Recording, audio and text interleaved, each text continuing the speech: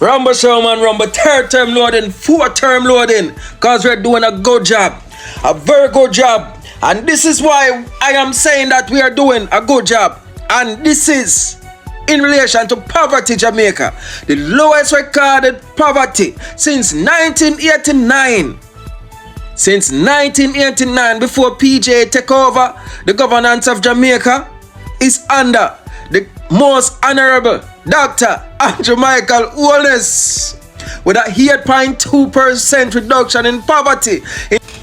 In 2023, Jamaica, I wonder if PJ Patterson had hurt him. Because remember, he came out, a few months ago with some bullshit statistic that Jamaicans are more hungry than before. When you check the World Obesity Federation, it is saying that we have a growing concern in relation to obesity, 54%. In relation to the Planning Institute of Jamaica, this is their statistic that poverty is way below than it has ever been before. And there's more details. Guys, just listen keenly.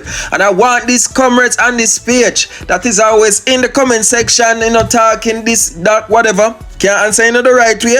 I want you to listen this keenly. I know it take a vex, Just like my goal, he doesn't want to hear stuff like this, but me don't talk. Just have a listen, Jamaica. Devastating COVID-19 pandemic.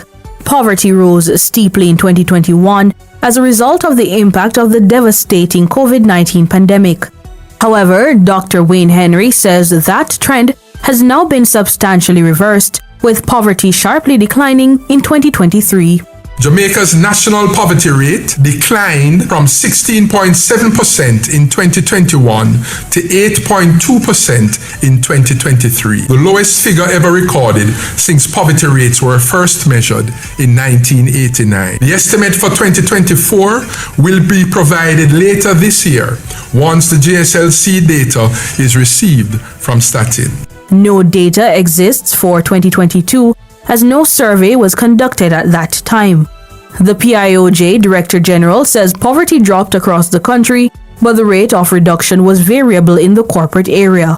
The results reflect progress across all regions of the country. In the Greater Kingston metropolitan area, poverty fell from 10.4% in 2021 to 3% in 2023. In other urban centers, OUC, the rate declined to 9% from 15.5% in 2021. In rural areas, which historically experienced the highest rates of poverty, the rate dropped from 22.1% to 11.5%. According to Dr. Henry, extreme poverty, also known as food poverty, is also on the decline.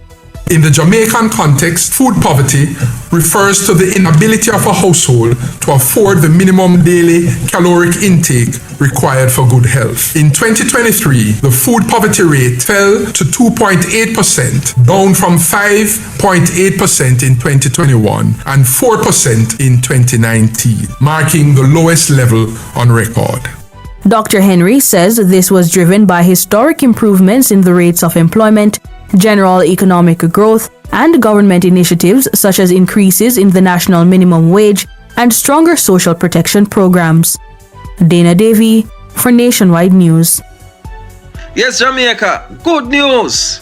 And as you can see, I am a living testament because, trust me, I am in a way better position than I was in 2016. In relation to I can have a surplus to my job description.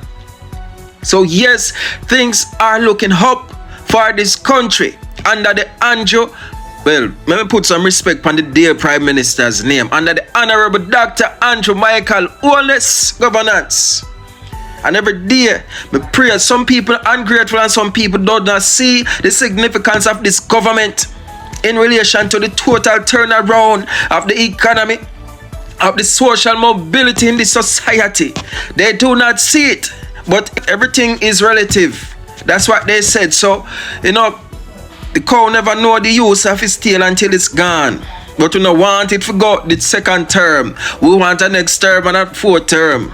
So at least we can rubbish their claims. At least we can say, yes, this man from Spanish Town, the one that is just like us, who shed the same tears and have the dreams and aspiration, who rise from the slum, he's turning his country around into a developed standardized country where the economy is stable. And persons who come from the slums or the lowest of the stratification like him can be aspire and inspire that yes, he did this, so I can do it too. Even though you have these slum dogs and you have this market British that is hard for him because they say power at all costs, but trust me, the ancestors and God above is guiding this man and is propelling Jamaica into greater stardom. So let them chat and let them do all they want. They cannot remove this prime minister because he has a purpose. It was ordained by the Almighty that he's gonna take Jamaica out of poverty and starvation and let us see the light of milk and honey. Rumble, Showman, rumble. Third term, fourth term, and even fifth term too. You see it? Because yes, we're doing a good job.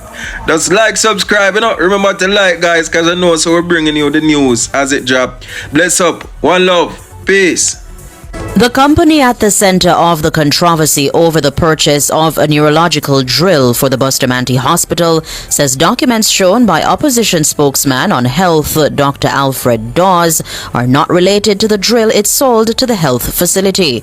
Medical Technologies Limited says the documents presented by Dr. Dawes are actually for the repair of the motor component of a different drill it owns. It says that component was purchased several years ago and has no relation to the new drill it sold to the Southeast Regional Health Authority, SARA. Ricardo Brooks has more in this report. Medical Technologies Limited is suggesting Dr. Alfred Dawes got it dead wrong. According to the company, the documents referenced by the opposition spokesman relate to a specific motor part. It says the part was sent to the United States in September last year for repairs. The company provided a copy of an invoice from Medtronic PS Medical Incorporated in Texas. It describes an electric component of a surgical drill. The cost is quoted as $1,600. That's approximately 250,000 Jamaican dollars. That's the exact figure Dr. Dawes quoted at his press conference. Medical Technologies says the drill repair cost has nothing to do with the new drill it sold to SARA. The company has also flatly denied it sold a refurbished model to the Regional Health Authority. It says the drill sold to SARA is a brand new one. The code for the repaired model is EM200, while the one sold to the authority is referenced as EM800. The company says it participated in a transparent procurement process and was successful in its bid. Importantly, Medical Technologies says it has received no payment for the drill despite handing it over to SARA 7 months ago. The drill is now in use at the Bustamante Hospital. The company's attorneys have been instructed to review the statements by Dr. Dawes with a view to taking the necessary legal steps to protect its reputation. Ricardo Brooks for Nationwide News. Meanwhile,